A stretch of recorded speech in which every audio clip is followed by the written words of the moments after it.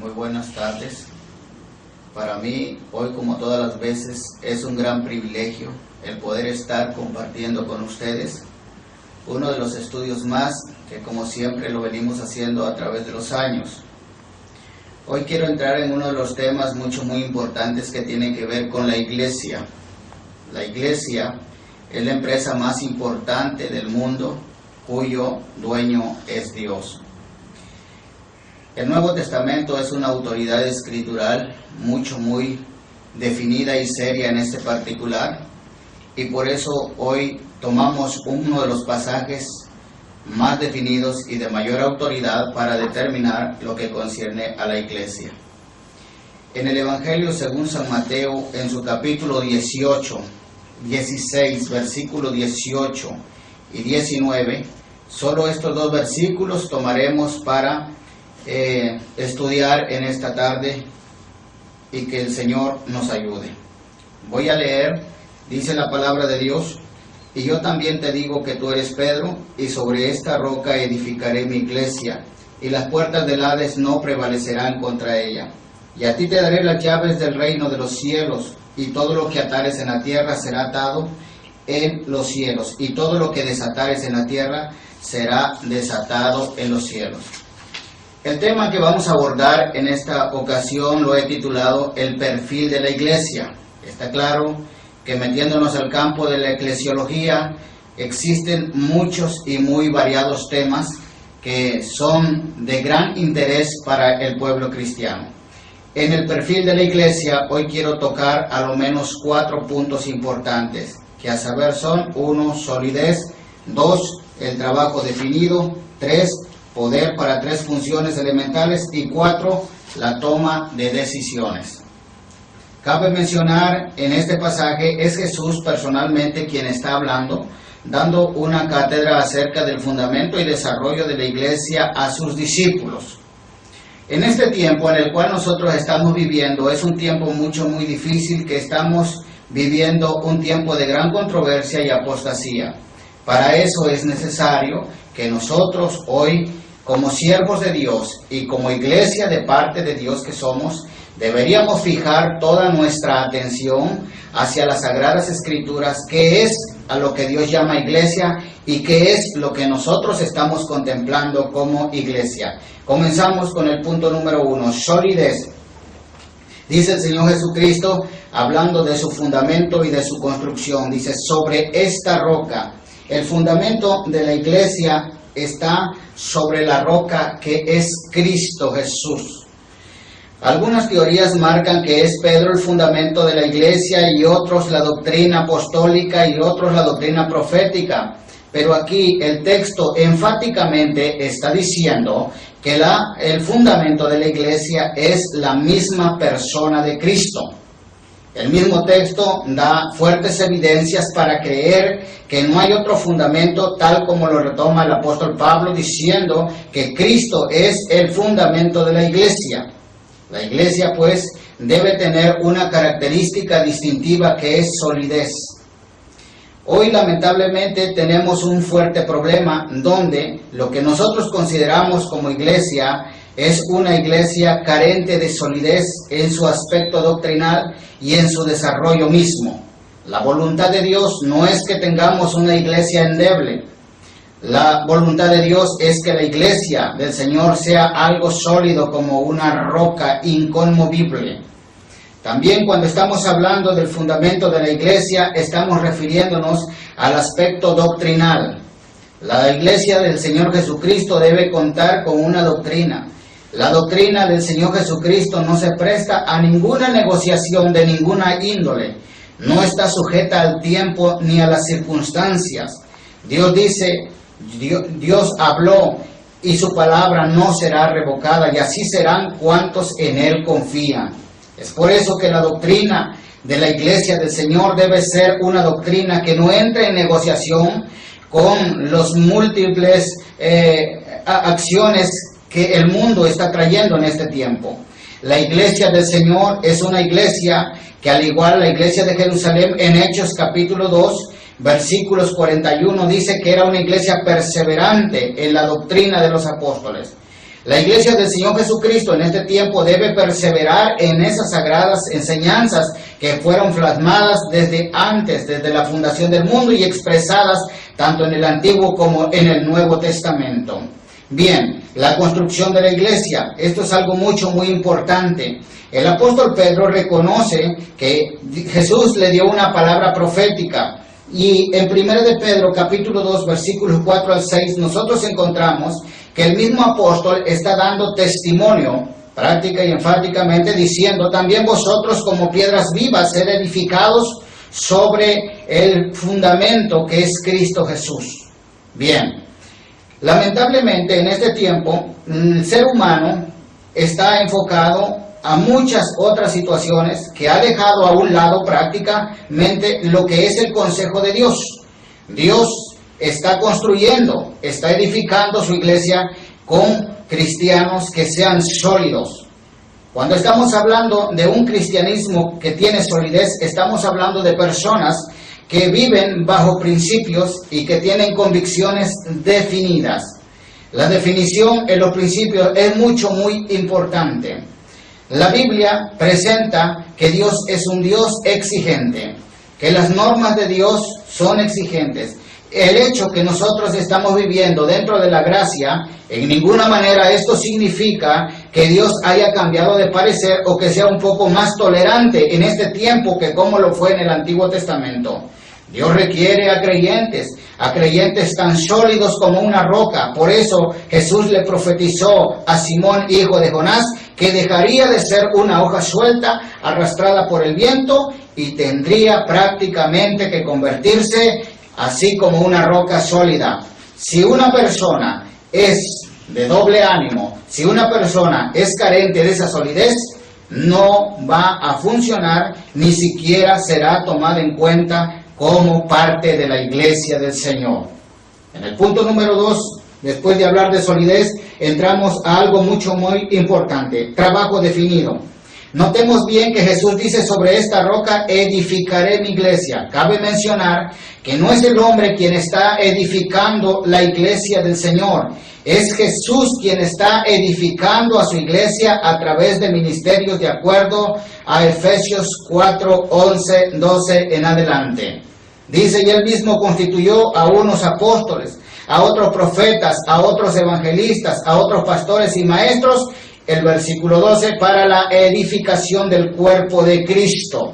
Cabe mencionar entonces que Jesús se ha propuesto edificar una iglesia de acuerdo al proyecto diseñado en este texto. Vamos a considerar 3 cosas de gran importancia. Primero, inciso A, edificar una iglesia con un sistema de orden teocrático. Lamentablemente, las múltiples iglesias que encontramos en este tiempo son iglesias con muchos y diversos sistemas de gobierno, y en realidad, cuando nosotros vamos a las Sagradas Escrituras, nos encontramos que el sistema de gobierno que estamos llevando dentro de nuestras congregaciones es un sistema que está rotundamente lejos de la verdad central. Hay muchas excusas que se presentan para lo cual evadir el sistema de gobierno teocrático que Dios ha dictaminado en el Nuevo Testamento para su iglesia. En ningún momento el Señor Jesús ha dicho que iba a edificar un club social con un sistema de gobierno viciado por el humanismo secular. En ningún momento Dios ha dicho eso. La iglesia no es un club, la iglesia no es un centro de entretenimiento donde podamos nosotros pasar un momento agradable. No. A la iglesia hay que hacer 2 cosas. Primero, nos reunimos para darle la honra, la gloria, la alabanza a nuestro Dios, para dar algo de lo mucho que Él nos ha dado. Como dice el apóstol Pablo a los romanos en el capítulo 12, presentad vuestros cuerpos vivos, santos, vivos en sacrificio agradables a Dios, que es vuestro culto racional. Y también nosotros estamos dentro de las congregaciones y vamos allá para recibir bendición y vida eterna, tal como lo dice el Salmo número 133 en su último versículo, porque allí envía Jehová bendición y vida eterna. Bien, edificaré mi iglesia, no un club social. lamentablemente en este tiempo estamos presentando una negociación de lo que es la iglesia del Señor con todo lo que el mundo ofrece. Lamentablemente son tiempos de apostasía, pero también es cierto que Dios ha levantado en este tiempo a siervos y a siervas que con denuedo hablen las sagradas enseñanzas. Esto significa que en determinado momento tendremos que perder amistades o unas relaciones con nuestros líderes o personas que también estén persiguiendo intereses egoístas. Pero me gusta la expresión que Job da, dice: yo sé que mi Redentor vive, y agrega: y mi testimonio está en las alturas. ¿Qué interesa en este tiempo? ¿Satisfacer la amistad de nuestros familiares? ¿Satisfacer la amistad de nuestros líderes o de nuestras denominaciones? ¿O satisfacer la voluntad de Dios? Yo creo que al cielo y al reino de Dios entran aquellas personas que en realidad han satisfacido la voluntad de Dios. Este es uno de los grandes ejemplos que nuestro Maestro Jesucristo nos dejó. En el Getsemaní oraba y pidiendo si había alguna alternativa para no pasar la situación que tendría que pasar en la cruz. Pero nosotros vemos que Jesús mismo ora diciendo: Padre, pero que se haga tu voluntad y no la mía. Lamentablemente, muchos siervos y siervas no queremos pagar el costo. El costo a veces resulta algo muy fuerte. Pero Dios dice que el que no toma su cruz cada día y le sigue no es digno de Él. Hacemos esta invitación, hermanos y amigos, para que todos unánimes nos concienticemos de lo que en sí es la iglesia del Señor. ¿Qué tan lejos o qué tan cerca estamos de la iglesia del Señor? En ningún momento estamos hablando desde un punto de vista denominacional u organizacional. Estamos hablando de la iglesia del Señor que compite a todas las razas, que compite a todas las edades, a todos los colores y a todas las idiosincrasias. La otra parte que debemos aclarar, que Jesús no está edificando una iglesia con un sistema de gobierno familiar. Las congregaciones de hoy en día parece que más de ser una obra de Dios resulta ser un grupo familiar. ¿Por qué? Porque los líderes y los cuerpos ejecutivos o ministeriales están constituidos por puras familias, y esto no es agradable ante los ojos de Dios.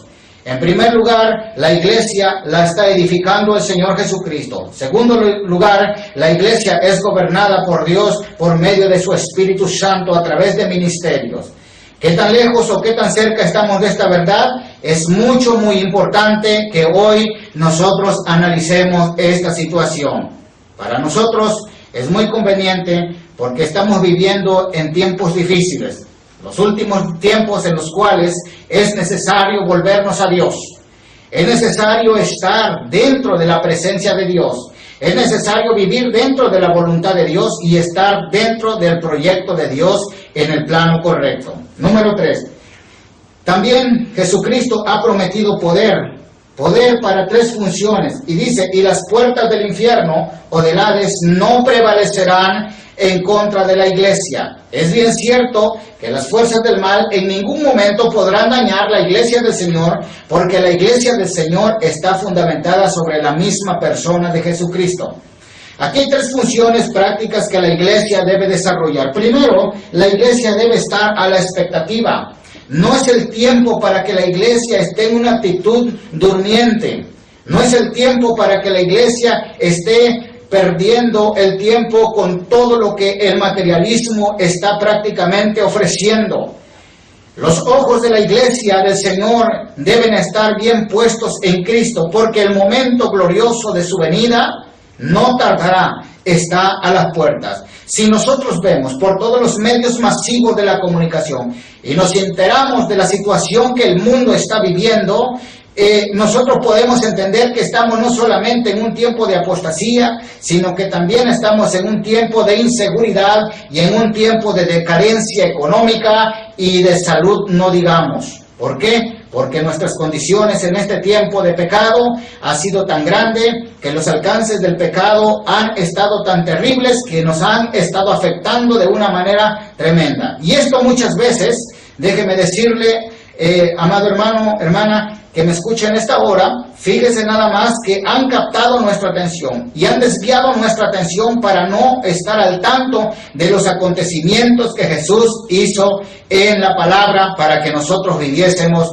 de una manera tan especial dentro de la voluntad de Él. Por eso es importante que la iglesia debe estar a la expectativa, viendo lo que ocurre en todos los aspectos existenciales de nuestra vida, para así poder valorar en este tiempo, escuche bien, la palabra del Señor. La segunda acción que la iglesia debe hacer es estar a la defensiva, es decir, presentar defensa de su fe. Dijo el apóstol Pablo que debemos de prepararnos para presentar defensa de nuestra fe con espíritu de mansedumbre. No vamos a defender, escuche bien, como lo hizo el apóstol Pedro, sacando la espada y volando la oreja del siervo de Malco. No, debemos defender el evangelio con un buen testimonio, debemos defender el evangelio con un conocimiento pleno de las Sagradas Escrituras, debemos defender el evangelio con un testimonio inquebrantable. Esto es defender. La iglesia debe defender los intereses del reino de los cielos. ¿Cuáles son los intereses del reino de los cielos? Los principios bíblicos, como son el temor a Dios, como son la santidad. Dios exige santidad. Y vuelvo a repetir, Dios en este tiempo no es más tolerante como lo fue en el Antiguo Testamento, porque Dios es inmutable, Él no cambia absolutamente nada. Por último, en esta acción dice que la iglesia debe estar a la ofensiva. Así como el diablo viene y presenta una ofensiva en contra de la obra de Dios, de la misma manera la iglesia debe también hacer esta ofensiva, ir, tocar puertas, introducir el evangelio, porque la iglesia del Señor no es una iglesia débil, sino una iglesia que cuenta con el poder del Espíritu Santo de Dios. Como punto número 4, concerniente a nuestra exposición de esta hora, estamos hablando de la toma de posiciones. En el versículo 19 leemos: y todo lo que atares en la tierra será atado en los cielos, y todo lo que desatares en la tierra será desatado en los cielos. El término atar y desatar son dos términos rabínicos que se usaron en los tiempos de Jesús y que sirve atar para prohibir y desatar para permitir. Bien, en nada tiene que ver este pasaje o este texto bíblico con ministrar liberación o con echar fuera demonios. Cuando estamos hablando de atar o desatar o de prohibir o también de permitir, estamos hablando prácticamente que la iglesia, Dios le ha dado autoridad para tomar las decisiones correspondientes que tengan que ver con el extendimiento del reino de Dios. Decisiones que también serán respetadas por Dios. Es decir, las decisiones que tomes en la tierra, esas decisiones serán respetadas en los cielos. Qué importante es hasta dónde nuestro Dios, el autor de la iglesia, se ha comprometido con ellos para darle tal autoridad. Qué importante es esto. Bien, nosotros como iglesia debemos de saber que tenemos que tomar decisiones. No hay peor enemigo de la sociedad sino la indecisión.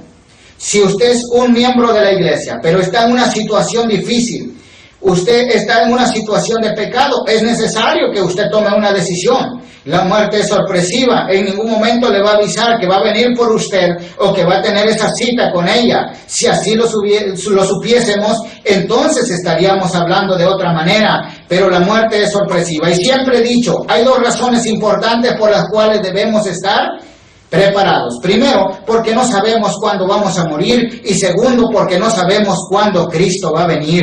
Por cualquiera de estas dos razones, nosotros tenemos la urgente necesidad de tomar decisiones concerniente a nuestra vida personal, concerniente a nuestra familia y también concerniente a nuestra iglesia. Si nosotros nos quedamos en la indecisión, no vamos a llegar a ningún lugar, porque Dios requiere de fuertes decisiones en nuestra vida y estas contribuirán de una manera efectiva para el desenvolvimiento de la obra del Señor en este mundo que tanta falta hace. Hemos visto pues 4 cosas importantes que tienen que ver con el perfil de la iglesia. Hemos visto en primer lugar que la iglesia del Señor es una iglesia sólida, no solamente en su fundamento, sino que también en su construcción. No se puede presumir de tener buen fundamento si la construcción no es apta. Tenemos que ser aptos en construcción. Punto número 2, vimos también que Dios tiene un trabajo definido, que es de edificar una iglesia y no un club social con un sistema de gobierno no apropiado por Él. Y como número 3, hemos observado también que Dios ha dado poder a la iglesia para 3 funciones. Primero, para que esté a la expectativa. Segundo, para que esté a la defensiva. Y tercero, para que vaya a la ofensiva. Y como punto número 4, hemos visto que la iglesia también tiene la gran responsabilidad de tomar decisiones que contribuyan para el bienestar de la obra del Señor. En esta hora para mí ha sido un grato placer poder compartir con ustedes y que el Señor me los bendiga rica y abundantemente. Amén.